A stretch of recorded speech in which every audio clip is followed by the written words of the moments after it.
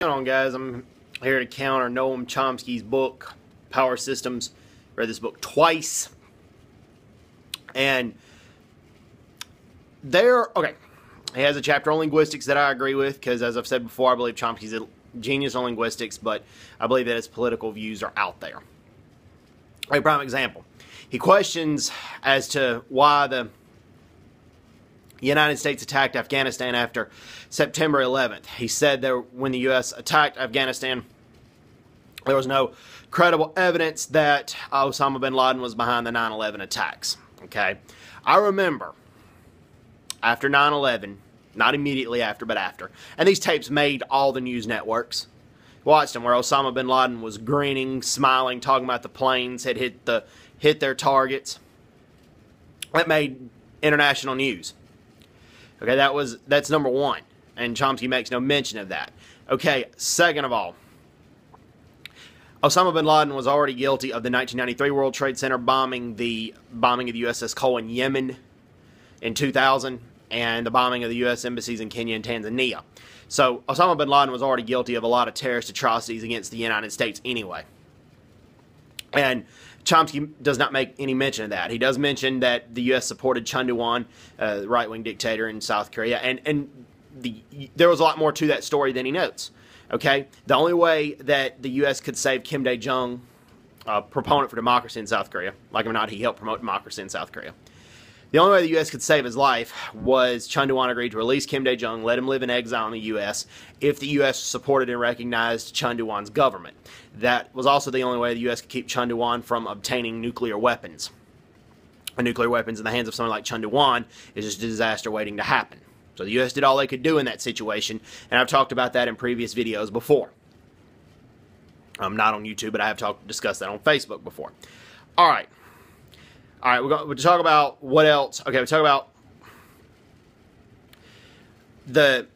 where he talks about the Vietnam War, what the U.S. did in the Vietnam War. And the U.S. did things in the Vietnam War they weren't supposed to. They bombed targets in 1963, U.S. planes with South Vietnamese flag markings on there, and burned crops.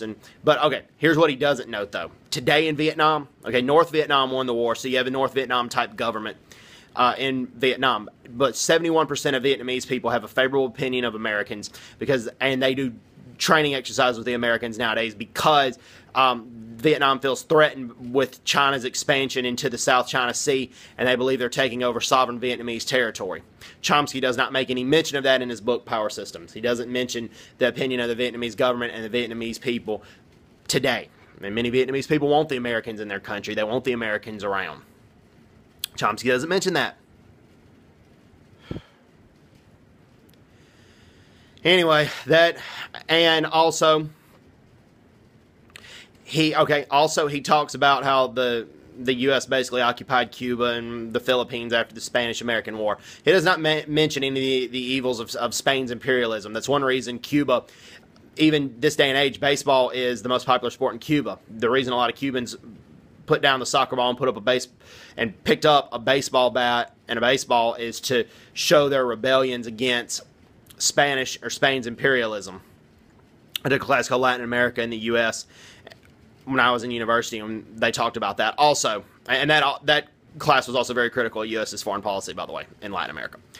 But they did mention that part of Cuba rebelling against Spanish imperialism in that manner. And Chomsky makes no mention of that. Also, he talks about how the U.S. only supported democracy when it had something to gain. They did in some instances, but in some instances they have not. Even as recently as in 2008, 2010, mostly 2010, when Egypt had the big democratic uprising. 2010, when Egypt had the big democratic uprising, Hosni Mubarak, the Egyptian dictator, was an ally to the U.S. and to the war on terror. The U.S. had nothing to gain by supporting the democracy movement in Egypt. But the Obama administration supported it. Also, the U.S. had nothing to gain by allying against a Chilean dictator many years ago called Pinochet and promoting democracy in Chile. That's one reason many Chileans have such a favorable opinion of the USA, because Pinochet was a right-wing dictator that instilled pro-U.S. policies, but he ruled with an iron fist, and the U.S. did not like that. Yes, the U.S., even though they did not take part in the coup that Pinochet overthrew the democratically elected president Salvador Allende, by the time Pinochet got to power and ruled with an iron fist, the U.S.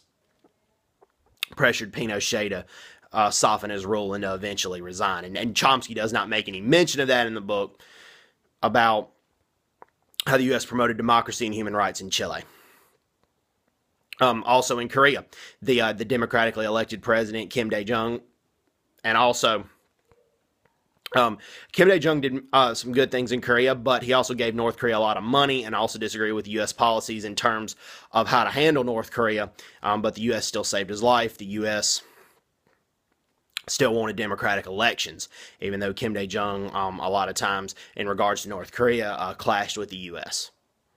And also his successor, Noam, did the same thing, but they were both democratically elected presidents. And I've lived in South Korea for 2 years, and I know about that. So, anyway, hope everybody's doing well. Take care, and God bless, and bye-bye. Bye-bye.